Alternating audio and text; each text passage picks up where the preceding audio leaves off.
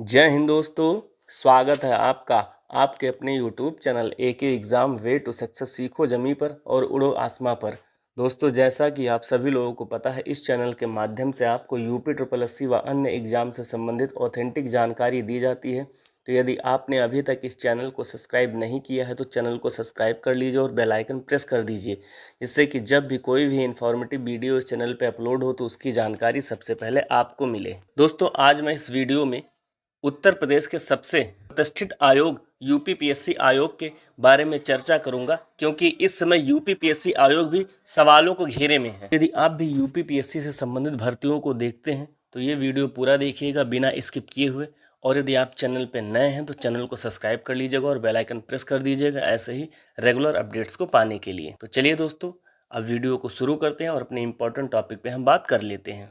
दोस्तों, जैसा कि आप देख रहे हैं, पीसीएसजे मेंस में बदली थी 50 कापियां, 5 अधिकारी मिले दोषी, 3 निलंबित। दोस्तों, अभी तक हम ये मानते थे कि उत्तर प्रदेश में सभी आयोग में गड़बड़ी हो सकती है, परंतु यूपीपीएससी एक ऐसा आयोग है जिसमें गड़बड़ी नहीं हो सकती है। लेकिन अब यूपीपीएससी आयोग भी इस चीज से अछूता नहीं है और अब लगातार यूपीपीएससी आयोग पर भी सवाल उठाए जा रहे हैं। हाल ही में अभी एक अभ्यर्थी के द्वारा कोर्ट में रिट दायर की गई और वहां पे ये बताया गया कि मेरे यूपीपीसीएस 2022 मेंस की कॉपी में छेड़छाड़ हुआ। उसने पीसीएसजे 2022 की परीक्षा दी थी, लेकिन उसका सिलेक्शन जब नहीं हुआ तो उसको डाउट हुआ, तो इसलिए उसने कोर्ट में रिट दायर की और ये बताया कि मेरे पीसीएसजे के कॉपी में कुछ छेड़छाड़ हुई, इसलिए मेरा सिलेक्शन नहीं हुआ।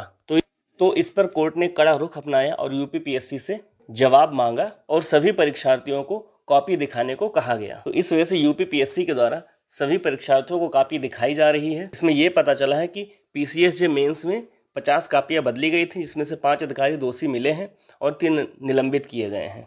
ऐसा है वाकया पीसीएस 2015 में भी देखा गया था कि पीसीएस 2015 के भी कॉपी को बदला गया था, लेकिन उस समय मामला दबा दिया गया था। लेकिन इस बार ऐसा नहीं हो पाया और इस बार मामला कोर्ट तक पहुंच गया।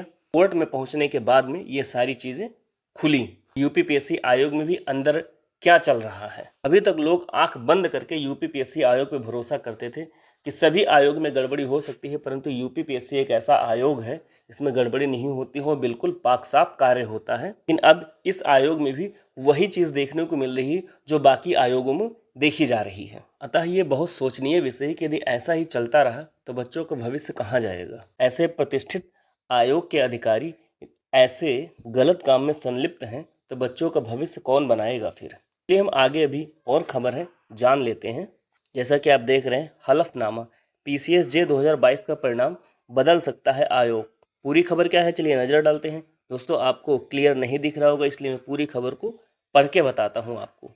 लोक सेवा आयोग पीसीएसजे 2022 का परिणाम बदला जा सकता है। सोमवार को हाईकोर्ट में आयोग के डिप्टी सेक्रेटरी की ओर से दाखिल हलफनामे में इस बात के संकेत मिले कि मुख्य परीक्षा की कॉपी में मिली गड़बड़ी को दूर करने के लिए आवश्यकता हुई तो परिणाम पुनः जारी किया जा सकता है। हालांकि कोर्ट ने आयोग की ओर से हलफनामे में दी जानकारी को पर्याप्त नहीं मानते हुए लोक सेवा आयोग के अध्यक्ष को कुछ बिंदुओं पर नए सिरे से व्यक्तिगत हलफनामा दाखिल करने का निर्देश दिया है।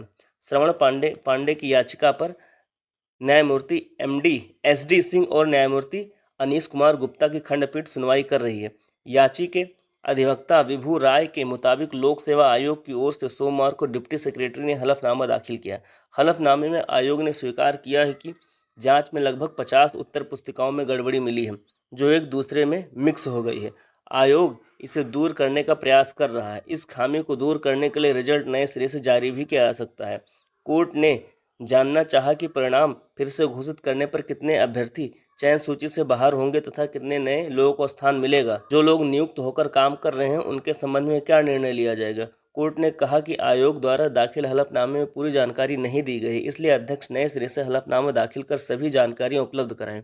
उल्लेखनीय है कि पीसीएसजे 2022 के अभ्यर्थी श्रवण पांडे ने हाईकोर्ट में याचिका दाखिल कर अपनी अंग्रेजी व हिंदी की उत्तर पुस्तिकाओं में गड़बड़ी का आरोप लगाया था। आयोग की ओर से अभ्यर्थियों को आरटीआई में उपलब्ध कराई गई जानकारी से पता चला कि उसकी उत्तर पुस्तिका में कुछ पन्ने फटे हुए थे। इसके बाद आयोग ने सभी 18,042 उत्तर पुस्तिकाओं की नए सिरे से जांच करने का निर्णय लिया। हाईकोर्ट ने आयोग के इस निर्णय पर भी सवाल उठाया तो आयोग का कहना था कि जांच में कई उत्तर पुस्तिकाओं में इसी प्रकार की गड़बड़ी सामने आई है। वह हर प्रकार की गड़बड़ी को दूर करना चाहते हैं। मामले की अगली सुनवाई 8 जुलाई को होगी। दोस्तों पूरा मामला क्या है आप सभी लोगों ने जान लिया होगा। आगे कुछ और पॉइंटों पे हम बात कर लेते हैं। कॉपी बदलने में 3 निलंबित। उत्तर प्रदेश लोक सेवा आयोग ने पीसीएसजे 2022 मुख्य परीक्षा की कॉपी बदलने के मामले में 5 अधिकारी व कर्मचारी के खिलाफ कार्रवाई की है। आयोग के सचिव अशोक कुमार ने बताया कि मामले की जांच में लापरवाही पाए जाने पर अनुभाग अधिकारी शिवशंकर, समीक्षा अधिकारी नीलम शुक्ला और सहायक समीक्षा अधिकारी भगवती देवी को निलंबित कर दिया गया है। इसके साथ ही पर्यवेक्षणीय अधिकारी उप सचिव सतीश चंद्र मिश्रा के खिलाफ विभागीय कार्रवाई का निर्णय लिया गया। सेवानिवृत्त सहायक समीक्षा अधिकारी ARO चंद्रकला के खिलाफ कार्रवाई के लिए शासन से अनुमति मांगी गई है। दोस्तों PCSJ से संबंधित ये पूरी खबर थी। आगे क्या कार्रवाई होगी बराबर खबरों पर नजर रखी जाएगी और आपको रेगुलर अपडेट दी जाएगी इस चैनल के माध्यम से, इसलिए आप सभी लोग चैनल को सब्सक्राइब कर लीजिए। अब कुछ अदर खबरों पे भी हम नज़र डाल लेते हैं। जैसा कि आप सभी लोगों को पता होगा कि इस समय UPPSC आयोग के द्वारा APS के लिए टाइपिंग परीक्षा कराई जा रही है, तो उसमें भी कुछ गड़बड़ी देखने को मिली है। चलिए वो क्या है उस पर हम नज़र डाल लेते हैं। APS भर्ती के अभ्यर्थियों ने आयोग पर किया प्रदर्शन। तो यहाँ पे APO लिखा हुआ है लेकिन ये मिसप्रिंट है। APS भर्ती के अभ्यर्थियों ने आयोग पर किया प्रदर्शन। पूरी खबर क्या है चलिए जानते हैं। उत्तर प्रदेश लोक सेवा आयोग की ओर से अपर निजी सचिव APS भर्ती 2022 के तहत लखनऊ में आयोजित की जा रही टंकण और आशुलिपि परीक्षा में शामिल अभ्यर्थियों ने सोमवार को आयोग पर प्रदर्शन किया। अभ्यर्थियों का आरोप है कि तकनीकी गड़बड़ी के कारण पहले दिन परीक्षार्थी कंप्यूटर पर टाइपिंग परीक्षा ठीक से नहीं दे सके। उनकी मांग है कि परीक्षा दोबारा कराई जाए। कंप्यूटर टाइपिंग और शॉर्ट हैंड की परीक्षा 28 जून से शुरू हुई है, जो 18 जुलाई तक विभिन्न तिथियों में आयोजित की जाएगी। आरोप है कि पहले दिन यानी 28 जून को तकनीकी गड़बड़ी के कारण कंप्यूटर टाइपिंग की परीक्षा के लिए पर्याप्त समय नहीं मिला, जिसकी वजह से उनकी परीक्षा आधी छूट गई। कई अभ्यर्थी सोमवार को आयोग के सामने धरना देने पहुंचे। पुलिस ने अभ्यर्थियों को आयोग के मेन गेट के बाहर से ही लौटा दिया। अभ्यर्थियों ने गेट पर ही ज्ञापन सौंपा। दोस्तों इस समय आयोग लगातार सवालों के घेरे में बना हुआ है।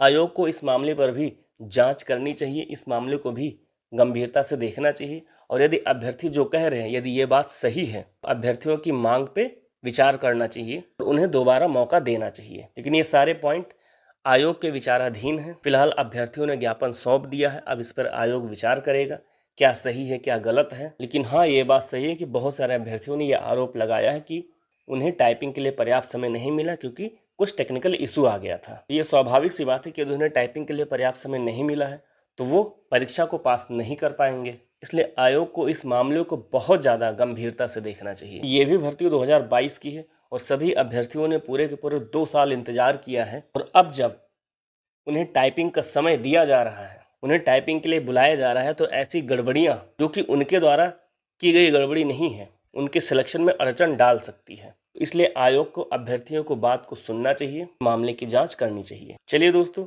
मैं अपनी वाणी को यहीं विराम देता हूं। आगे जैसी भी न्यूज़ होगी आपको रेगुलर अपडेट दी जाएगी। रेगुलर अपडेट्स को पाने के लिए आप चैनल को सब्सक्राइब कर लीजिए और बेल आइकन प्रेस कर दीजिए।